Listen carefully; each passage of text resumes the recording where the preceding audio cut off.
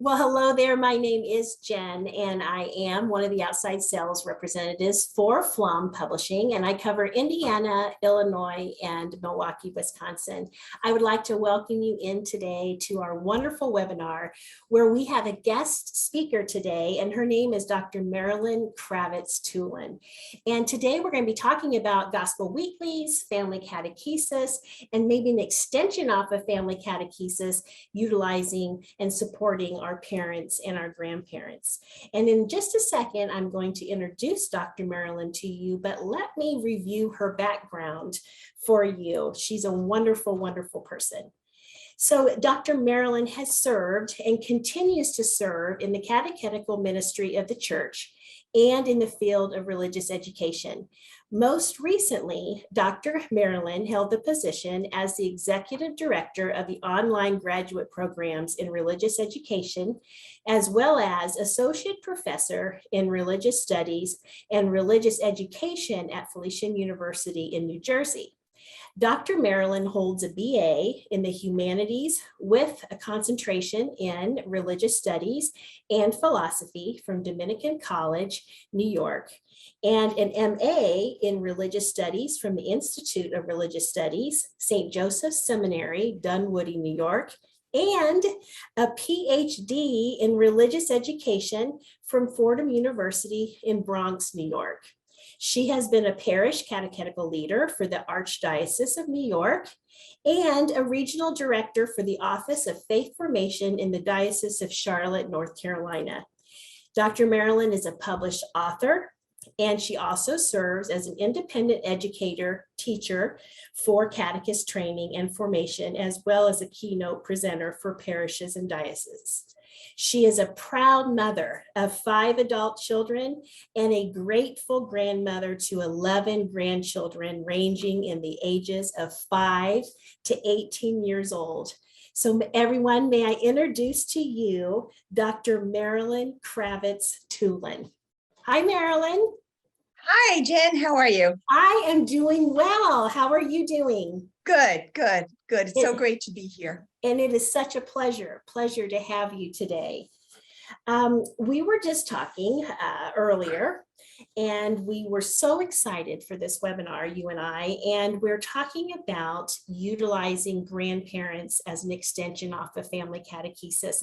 And I wanted to ask you, as we begin the webinar, maybe you can say a quick prayer. And then we can kick it off with how the idea of this type of family catechesis came to be. Sure. Thanks, Jen, again. Sure. So let us just kind of relax and realize that God is with us and place ourselves in God's presence. Dear Holy Spirit, we invite you to bless our gathering this day. Fill our hearts and minds with your holy wisdom and encourage us to seek ways to pour new wine into new wineskins where it may be needed. We ask you, Lord God Almighty, to especially bless all grandparents.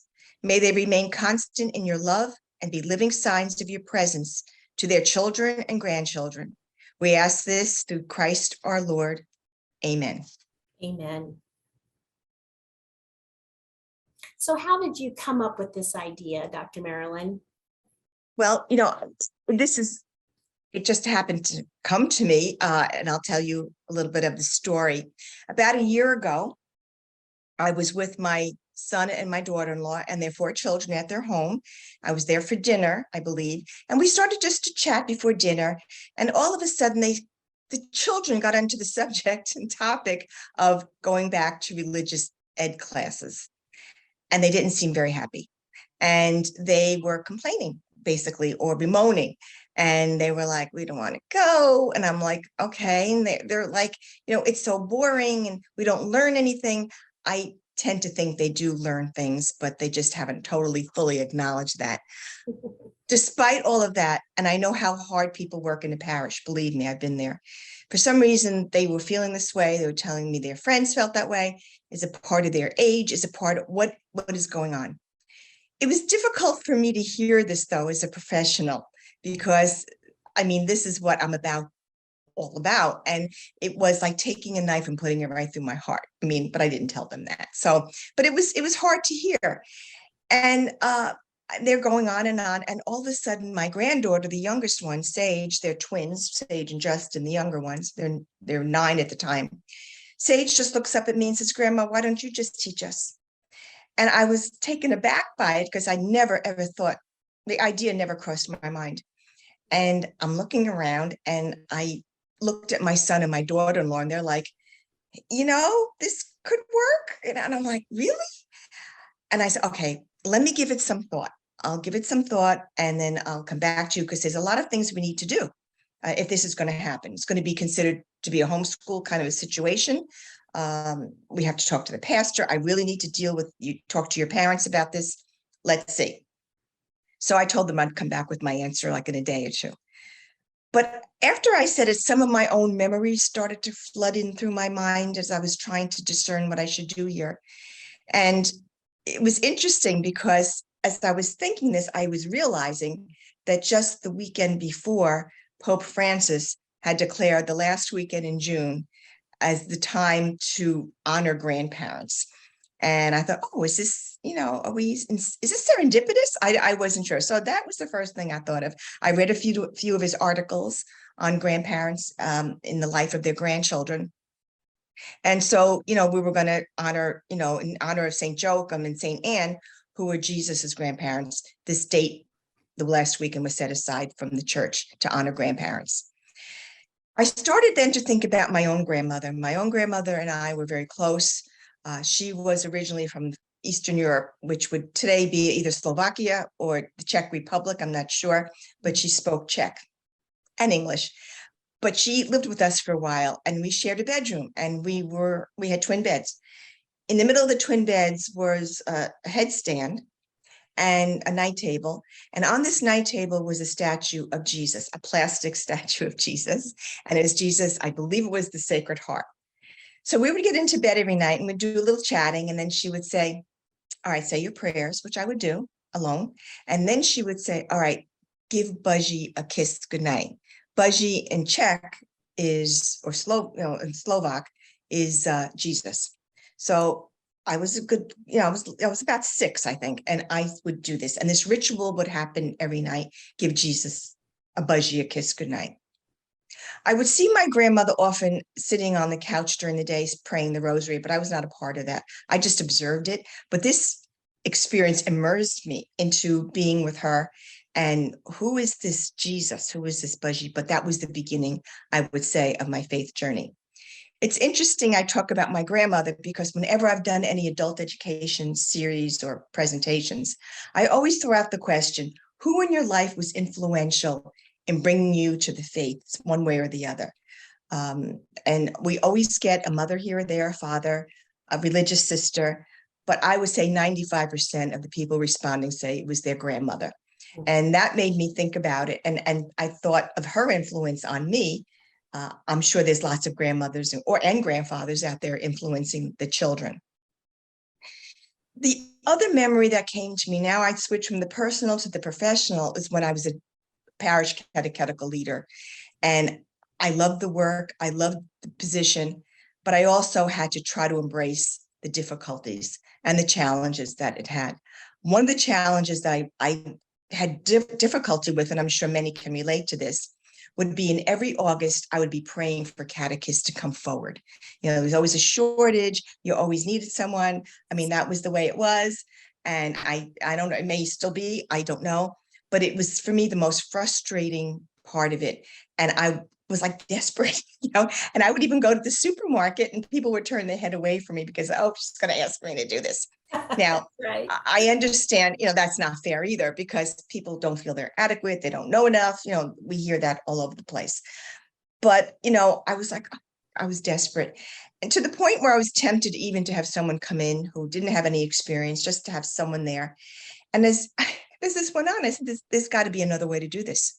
There's got to be a better way to do this. That I'm not feeling this angst, or other people aren't feeling it as well. So that was another thing for me to start thinking about this. And there's so many wonderful catechists, but it's not everyone can do that as well. The other piece of my thought and my thinking process was parents. And I know in the days, even when I was dealing with parents, I loved the parents. they were struggling because they were under a lot of pressure.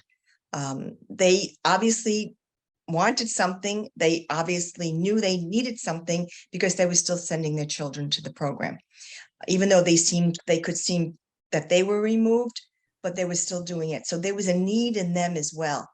And it could be difficult because I know for myself, and I say this mea culpa, there were times I'd be saying, sure, you can get to the soccer field on Sunday morning. Why aren't you in church? I didn't say that to them, but that was how I was saying, and I'd be very judgmental in my mind. But then I thought there even has to be a better way to deal with that as well. One of the other things that happened was I was a member of a committee for the synod.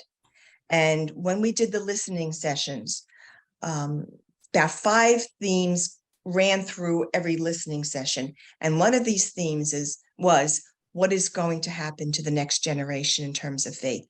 And that's not a new concept. I mean, John Westerhoff, in the early 1970s wrote a book, Will Our Children Have Faith?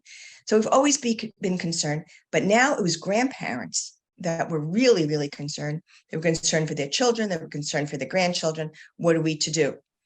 So with all of this going on in my mind, I just thought, okay, maybe I should take a crack at this. Let's see how. I had no idea where this was going to go. I had no idea where this would lead. I did know, as I said, I had to meet with the parents, and I had to meet with the pastor. And I did. I met with their pastor, and he was open.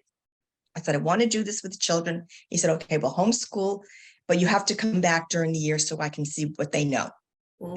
Not too much pressure, but that's fine. We'll handle that.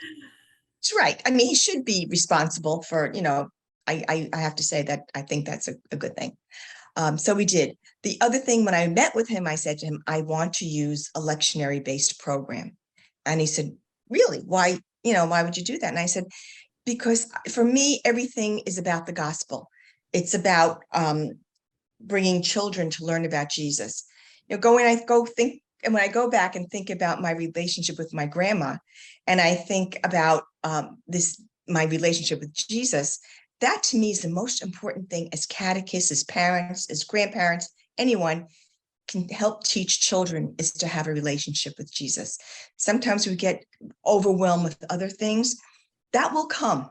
There's no doubt. They can learn about other things as they go along, but they have to have that foundation, that relationship. And I think that's really, really important. How are they going to learn about that? Through the Gospels. They have to meet this person that they want to be in relationship with, and to have the example to follow, to also be a disciple. So that's where I was, and he was okay with it. And he said, all right, I had my blessing but they will have to come back and we'll see you then. So that's basically what happened. And I called Pflaum because I was looking for a lectionary-based program, curriculum. And I spoke with some folks there, and they sent me some samples, and I was pleased with it. So that's where that's all started, from some little girl saying, Grandma, will you teach me? Well, that is such a nice story and history of all of that. And we have so many people, a lot of people on the webinar today, and many are customers, current customers, and we thank you for partnering with us in your faith formation journey. But we also have possible new customers on here as well. And just like you said, we do follow the Gospel Weeklies, follows a 3-year lectionary cycle, and our lessons are revised, updated every single year. We are a three-component liturgical program where we have student pages, we have a handbook called What the Church Believes and Teaches. That handbook is actually the Catholic faith. It's our doctrine. It's what is the whole foundation for our program, as well as a teaching guide. And the Gospel Weeklies, it's a very affordable, liturgically based, fresh program. 32 weeks delivered in 4 different units a year. And we have 5 different grade levels. We have pre-K all the way through 9th grade. So we have wonderful materials to utilize in your faith formation program, but we also have a lot of online resources for family catechesis. And that is where we are growing our program. That's where Dr. Marylin comes in. And Dr. Marylin, so why, when you look at our program, what are some of the areas that really spoke to you? I know that every grade level that we have a family component at the bottom of each lesson. And I know that speaks to me. I'm in my past experience has been in the parish environment. So I can feel, and I know what you're talking about when we're talking about getting catechists. How do we connect to the families? How do we connect to the parents? So what are some of the components that jumped out at you? Well, I just to preface that, one of the things that I realized, we talk about family catechesis. I'm all for family everything, but looking at parents, including my own children, they're going through things, the pressures that I never experienced as a mother. I mean, I thought it was hard enough, but they're really under a lot of pressure. And I know, as I said, mea culpa before, I heard a priest say once, instead of pointing the finger at someone, we should extend a hand. And I said, I think for me, I have to change my attitude.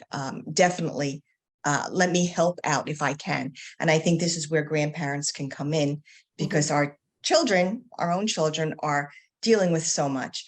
I would do that if there was an illness in the family, or if they needed something from the store, I would be there to help out. Well, why not be there to help out with something like this? It certainly helped them a lot. The parents didn't feel that pressure, or they themselves didn't feel, they felt inadequate anyway to teach. So this kind of eliminated that, but we were in it together. I could talk to them, and it was part of the family extension. And yet I had the opportunity to be with the children. But going back to the materials, I liked them because the first thing was I noticed they were user-friendly, they were age-appropriate, and they encompassed everything that you would want to do and accomplish in the lesson. At times I thought maybe it was a lot of material, but you can figure that out. I love the idea that each week, the first 3 pages are dedicated to like a moral dilemma, and on all different age levels, but it gave us a chance to really talk about, what do you do? How would a disciple follow Jesus, and what would they do in reacting to the child in the cafeteria that nobody speaks to, or the person who's the bully, or it was bringing their problems of today right into the religious sphere so they could process it through the gospel message. I like the pictures in it. I know that might sound silly, but the pictures were real people. They were not all paintings from some gallery, although I love those paintings. But for children, there were real people and people of color. It was very diverse. And I said, that's our world. And that's the way I felt it should be. It held their attention. And I added a few things too, and I will put that when I do my tips, but, certain music, certain, videos I did add to it, which helped. I loved the learning material for the catechist. There was a lesson plan. It was already done. You didn't have to go, try to figure this out. It was there, plus some teaching for the catechist on that particular gospel, so that the catechist would have a better understanding of that before they even began to teach. I like the idea of the assessments. There's an assessment you can do after every class, every lesson. I chose not to do that because it was a lot, but I would after you mentioned 32 lessons, which are broken out down into 8 units. After unit, the last unit, I would, definitely that's when I would do that, or 8 lessons in a unit. I'm sorry. There's 3 units. After every unit, we did that. And I approached that not like, oh, this is a quiz, it was, see how much you've learned. And they were they were really excited to see how much they learned. So, and they were, checking things off. And so that was good. I also used those assessments for myself, in that it gave me a map of what I should cover. I looked ahead, so I would have an idea to make sure I was covering everything, things that they would know. What I loved about it too, it just certainly brings in the catechism, and there's a word or a phrase that's presented every lesson, whether it be resurrection, incarnation, those kinds of things, corporal works of mercy. All right. So I decided to create a vocabulary sheet. So we put all those words, I put them on, and we would go over it. And repetition sometimes is a very good, way of learning. And they remembered and they could start to connect. And I'll go into that in a few minutes. Before we even began, I did 2 lessons, one on prayer, which I wanted to do. One, it contains spontaneous prayer. How do you pray comfortably? Who do you pray for? And what do we need to pray for? And they were fine with that. They were very good with that. It made them comfortable. And also formal prayer, and not just remember the Our Father, recite the Hail Mary. What does it mean?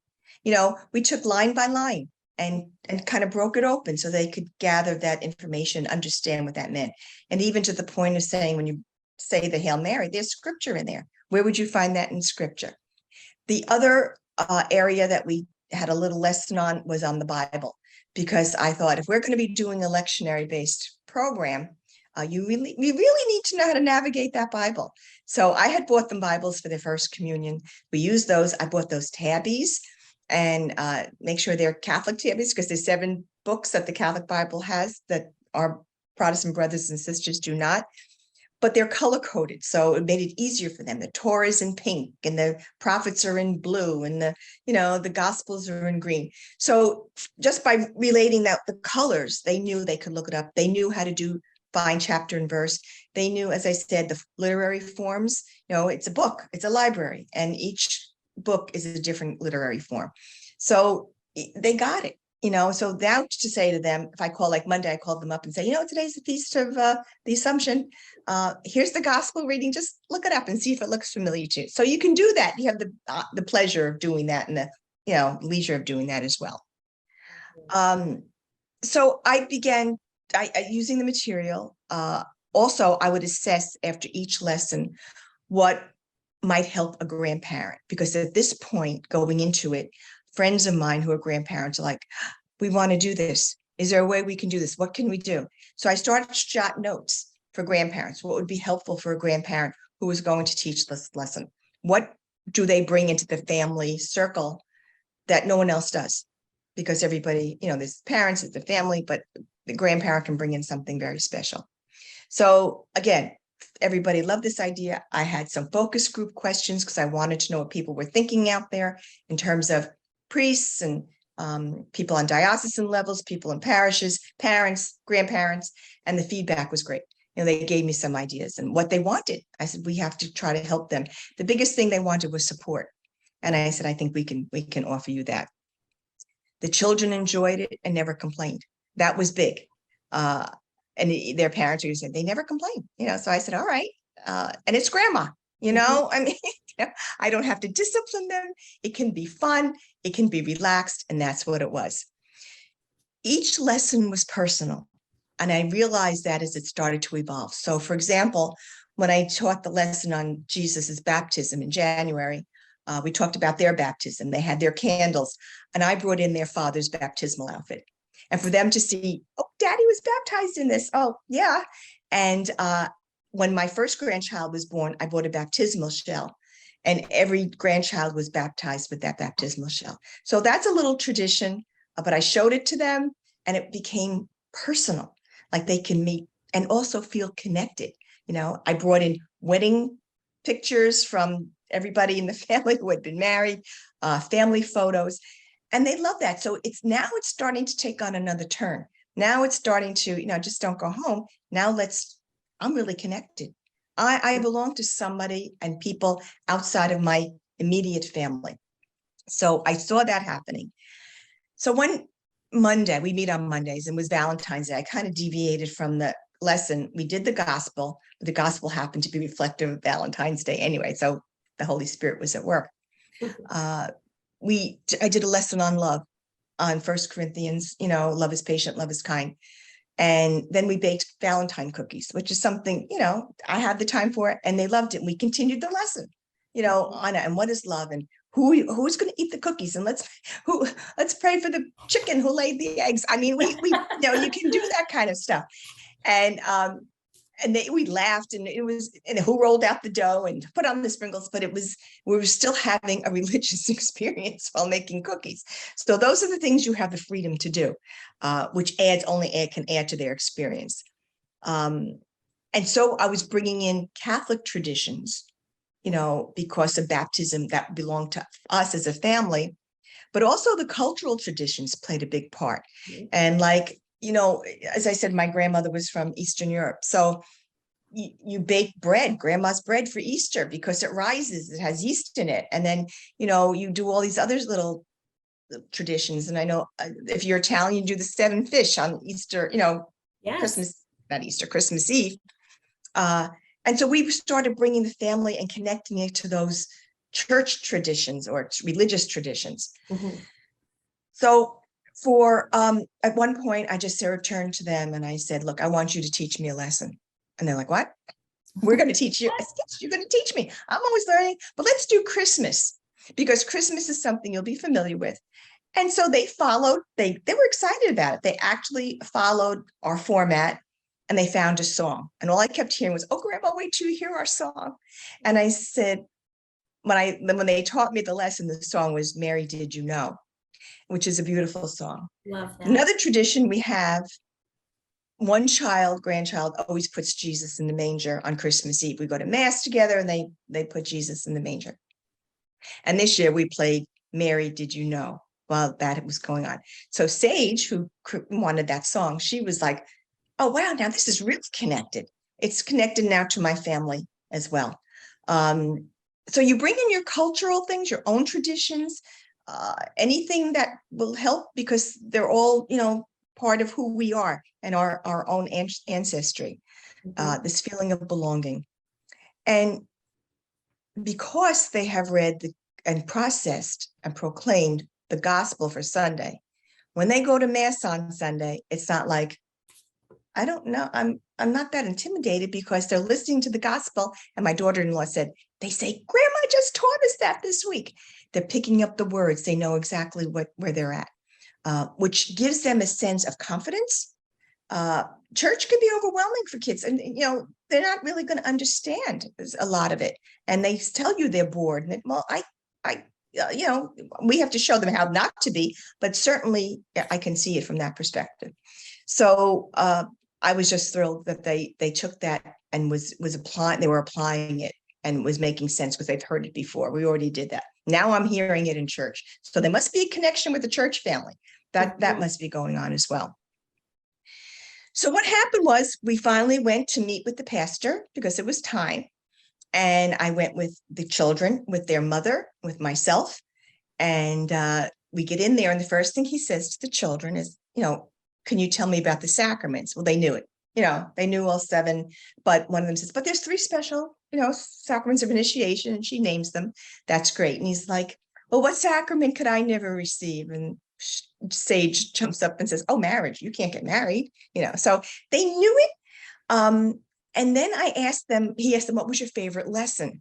And I knew for Sage, it was marriage, because she likes the bride and groom thing. And, that's where she was at. But she liked the story about, the wedding at Cana. And we talked about other things as well.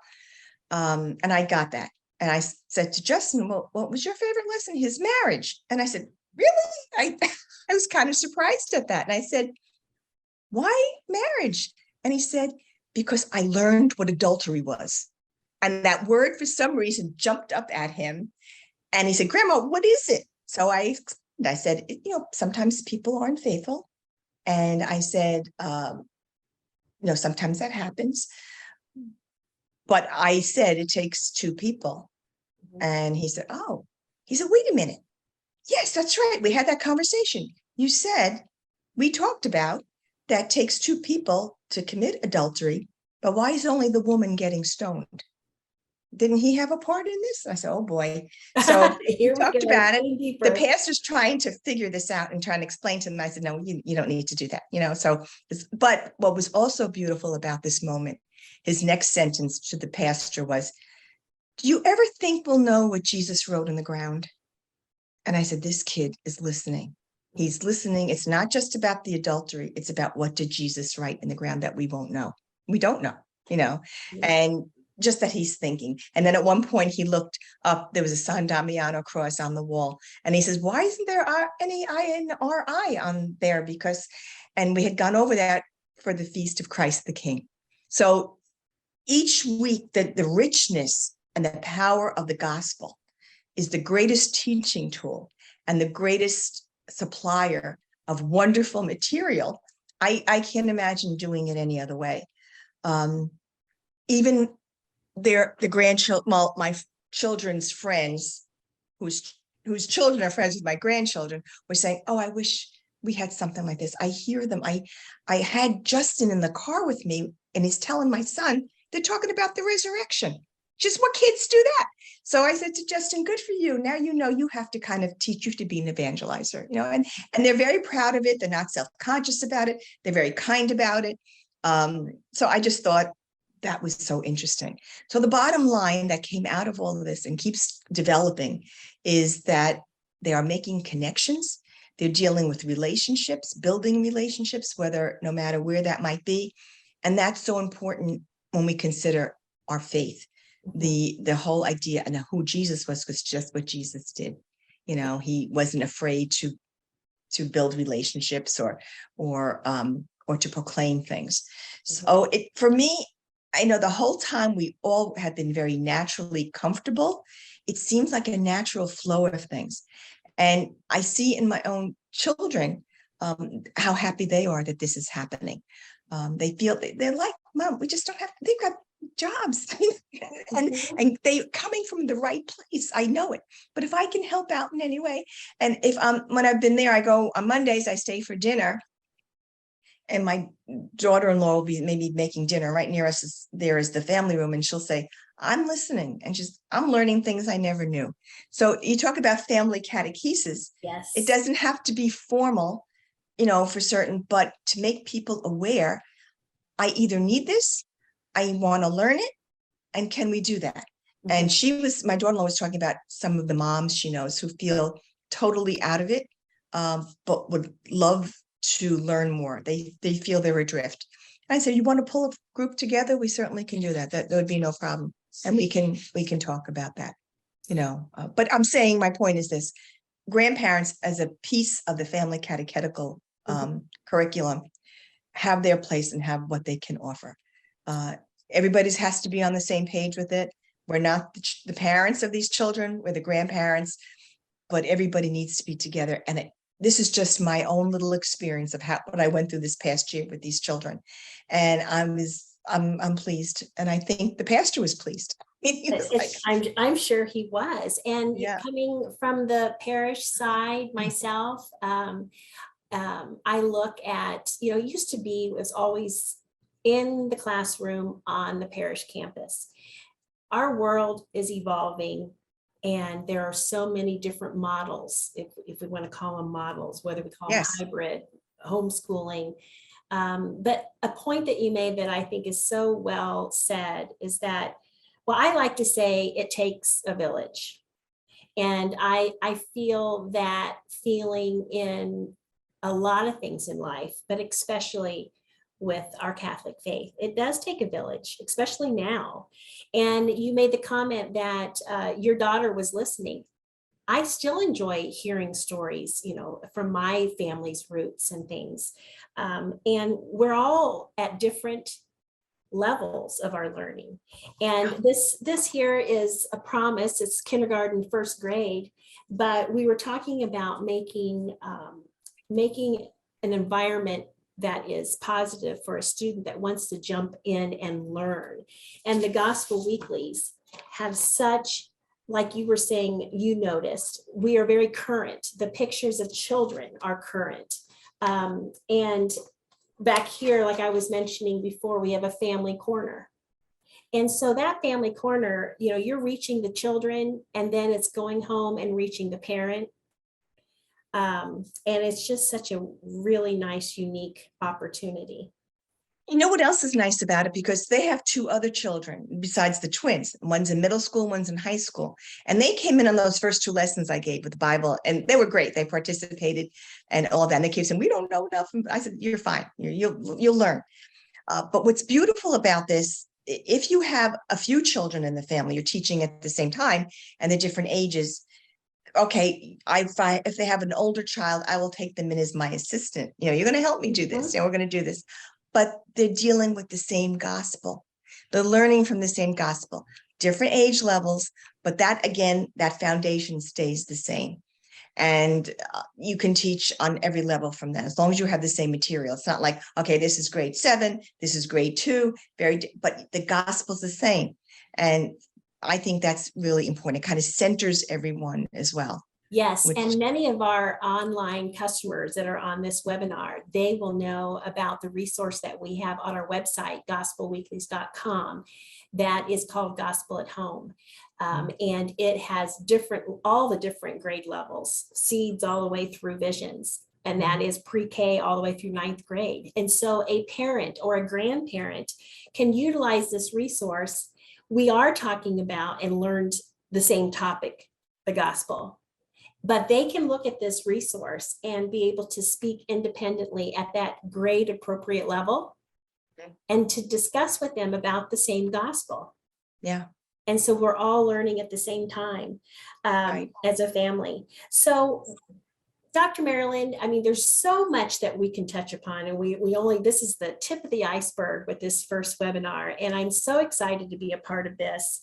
And we are going to have more webinars going forward with specific topics. So if you do have a specific topic that you feel family catechesis wise, incorporating parents and grandparents, why don't you drop me an email at jen.miller@pflaum.com and let me know your topic suggestion. And Dr. Marylin can address that for you in a separate webinar coming up in the future.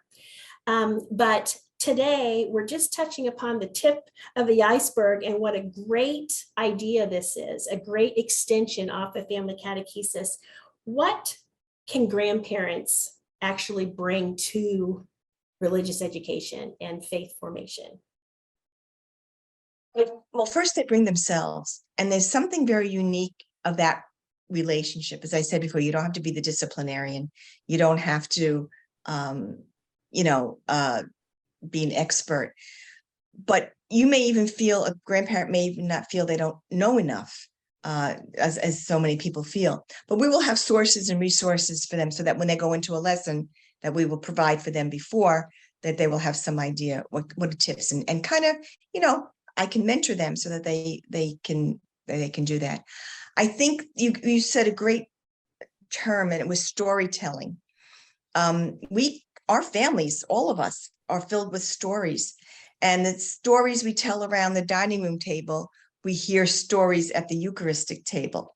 So that whole connection with, domestic church, which some of us don't even realize or know or familiar with that term, but we're bringing church home. We're bringing home to church. Mm-hmm. So there's all of that connection. I think our experience, grandparents have been through a lot just because of life. And so many times, I know even for myself, people will say, I don't know how you got through that. I don't know. Or like my parents, how did you get through World War II? How did you get through the Holocaust? How did you do, those life questions that come into it. And I think we can bring, because we're experienced. We've been through we've gotten beaten up a little bit along the way. And we've coped somehow. And how did you do it? And of course, for many of us, it's been our faith. Mm-hmm. And what did you do how did you do that through your faith? And I will often hear, I don't know what I would do if I didn't have my faith. So grandparents bring that, you're loving two generations at this point. You're loving your children and you're loving your grandchildren. And you bring that specialness to the table for them. And it's a relationship like no other, I don't think. I know, the question has come up before, like, suppose a grandparent is geographically in another place, right? Which can happen. But I would say that because we've all Zoomed and FaceTime during COVID, it can work. And it may not be the best, but if you've done that connecting with your grandchildren, it depends on your connection with the grandchildren too.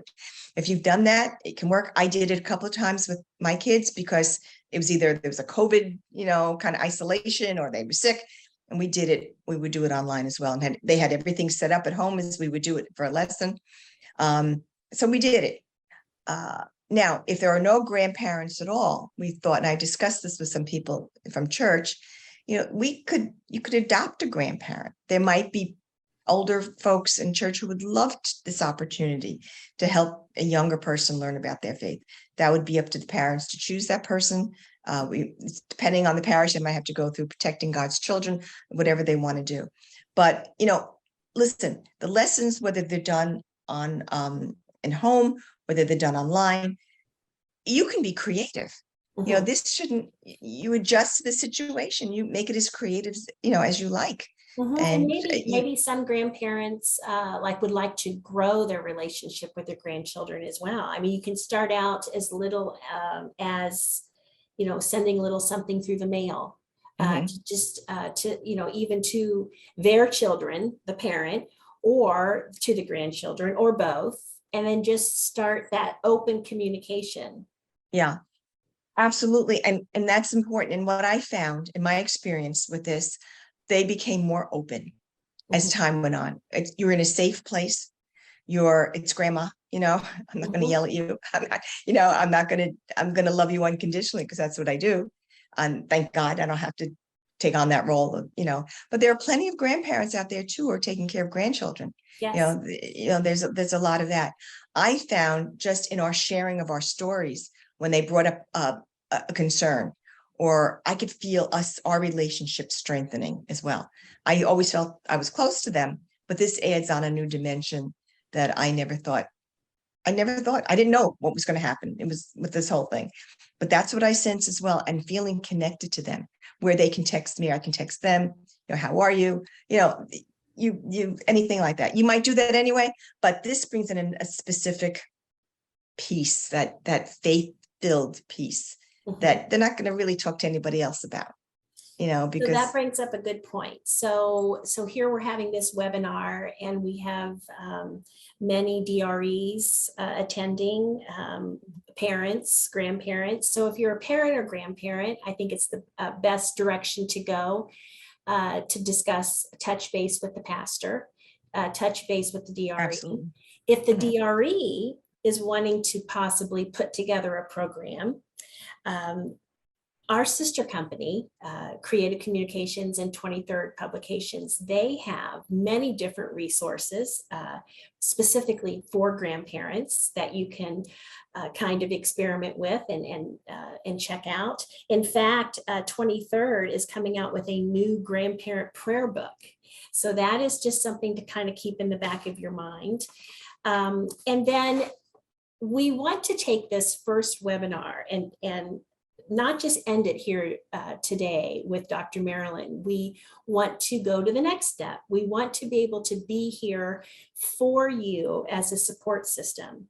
And beginning September 1st, we are going to add a grandparent-parent catechesis landing page that you will be able to find on gospelweeklies.com. Go to the browse button, scroll down, you'll be able to find information that Dr. Marylin will be offering under the tab of resources for families, program directors, and catechists and teachers, and then soon to also be into our Grow blog. That is a complimentary free Grow blog that we offer. But you'll be able to go to those landing pages for grandparent support, parent support. You'll be able to see teaching tips from Dr. Marylin. And in addition, there will be a button that you can actually click on and ask Dr. Marylin your own question that you have and have communication back from Dr. Marylin. She's going to be here to support you, as well as Pflaum Publishing is here to support you in family catechesis this fall and throughout the year. But it's just, we wanted to be able to get out there today in this webinar, introduce to you this wonderful woman who is experiencing different family catechesis experiences this past year. She has a lot of knowledge behind her. And I'm just so excited that you're assisting us in this arena of family catechesis. Yeah, it's my honor and to do such a thing. This is, I think for me, I'm the well, not about happy, but I'm the most fulfilled when I am doing something like this, when I'm talking about God, when I'm talking about, the beauty of our faith, the traditions of our faith. They're so rich that I want to be able to share that as well. I don't have all the answers. I'm still growing like everybody else. Someone said to me, after confirmation, we don't have to go back anymore. I said, no, your last class happens on your deathbed. This is a lifelong experience. This is who we are and who we're supposed to grow into the people God intended us to be. So, it doesn't end anytime. You may want it to, maybe, but hopefully we get people more aware of not like, oh, I have to do this as a chore, but I want to do this because this is going to make me better or make my life more enriching or whatever it might mean. I can start dealing with my own needs, my own spiritual needs too, because I think that's another thing that people are adrift with. A lot of people, not only the younger, maybe more of the younger folks, but even people my age, people are kind of adrift, and we need each other. At this point, we need to be together, and our families are the one thing that, most of the time can be give us a sense of stability. Mm-hmm. Grandparents certainly can give that because they're not busy with busy right. work as parents, yet they're be there to support, them as well. And it's a nice place to be. I also was thinking when you're talking about not only do we want to get together for lessons, but I think, and because of COVID, we couldn't do a lot of it. We had all these great plans to go to soup kitchens, and that's important for them to get out of their comfort zone, mm-hmm. to see people who are more needy than we are. But and that we're planning to do that this year, and we're also planning maybe to go take a field trip to like the basilica or to the cathedral, whatever. But I also would invite grandparents, if they're involved in a particular ministry, to take the kids along with you. Like I'm on the Eucharistic team to bring communion to people in assisted living. I do a communion service with some other people from the parish, but they will come with me, I would hope, and they want to. They can do the readings, they can be involved. It's great for the clients to see them, and it's good for them to know that they're doing some good. I think that's also part of religious education, not just the knowledge, but let's go out into the world, and you can do it. You don't have to wait to confirmation to do a service project. You can do it, Very, very, very true. Yeah, exactly. Yeah. And there's so much learning to be done, and family catechesis is a huge topic. It's a huge topic. And so today's webinar, we're just trying to give you a small extension to think about. A small extension at your parish to maybe reach out to parents and then eventually grandparents. And you can start small. We don't have to have a huge, group of people. Start small and allow Dr. Marylin to give you tips and ideas, interact with you by the email. We will also be translating a lot of her tips for each Sunday's gospel in Spanish. So we're going to reach a lot of people, and we just want it to be just another extension just to support your faith formation program. I would also be open to, and this is how I operate anyway, especially when I'm teaching others, or I would hope to hear from others their ideas. Mm-hmm. We're only as good as what we share. So people are thinking and wondering what would work for them, certain things. I think that's important to hear what other people, not just from me, but what are your ideas? What do you think of this? How did this work for you? Did it not work for you? And it's a process. It's all a process. Mm-hmm. And you're trying to be not perfect, but getting the message across and how best that works for you. Yes.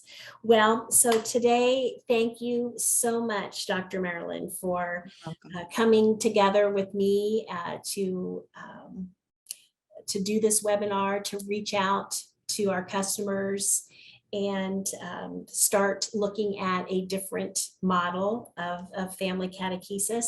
And like I said to everyone on this webinar, starting, I guess, at September 1st is when we'll have all of our landing pages up and running. And so put that on your calendar to be able to make a mental note, to reach out to Dr. Marylin, say hello, start generating ideas back and forth. And like I said, we're going to go further as the year progresses with other webinars, with other activities, all focusing on family catechesis. And again, Dr. Marylin, thank you so much for joining me today. And thank you. This will not be the last webinar. We will see you again very soon. Thank you. I look forward to it. Thank you. Have a wonderful evening. Bye-bye. You too. Bye-bye.